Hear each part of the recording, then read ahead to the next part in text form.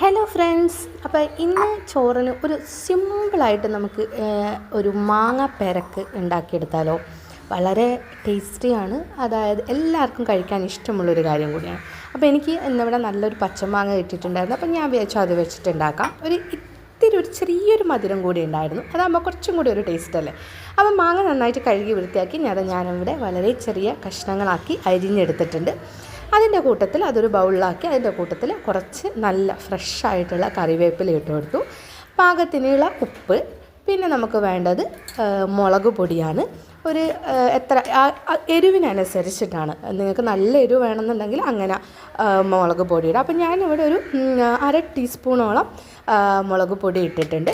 പിന്നെ നമുക്ക് വേണ്ടത് കായപ്പൊടിയും കൂടി ചേർത്ത് കഴിഞ്ഞാൽ നന്നായിട്ട് നമുക്കിതൊന്ന് കുഴച്ച് കൊടുക്കണം. നന്നായിട്ടൊന്ന് മിക്സ് ചെയ്ത് കൊടുക്കണം. ഒരു 2 സ്പൂൺ ഒന്നുകിൽ വെള്ളം ചേർക്കാം, അല്ല നിങ്ങൾക്ക് വിനാഗിരി ചേർക്കാൻ താല്പര്യമുണ്ടെങ്കിൽ ഒരു 1/2 സ്പൂണ് വിനാഗിരിയും കൂടിയും ചേർത്തിട്ട് കൈ വെച്ചിട്ട് നന്നായിട്ട് ഇളക്കിയെടുക്കുക. അപ്പോൾ ഞാനിവിടെ ഒരു 1/2 സ്പൂണ് വിനാഗിരിയാണ് ചേർത്തിട്ടുള്ളത്. അപ്പോൾ വിനാഗിരിയും കൂടി ചേർത്ത് നമുക്ക് നന്നായിട്ടൊന്ന് കൈവച്ച് ചെയ്യുന്നതാണ് കേട്ടോ ഏറ്റവും നല്ലത്. അതാകുമ്പോൾ കറക്റ്റായിട്ടുള്ള അതിൻ്റെ ഉപ്പും മുളകും കായവും വിനാഗിരിയും ഒക്കെ ചേരുമ്പോൾ അടിപൊളിയായിട്ട് വരും.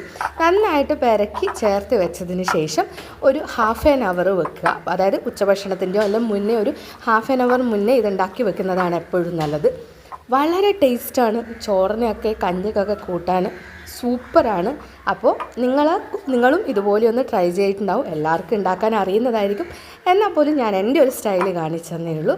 അപ്പോൾ ഇഷ്ടമായെങ്കിൽ കമൻറ്റ് ചെയ്യുക, ലൈക്ക് ചെയ്യുക. അപ്പോൾ നമുക്ക് മറ്റൊരു സിമ്പിൾ വീഡിയോ ആയിട്ട് വേറൊരു ദിവസം കാണാം. ബൈ.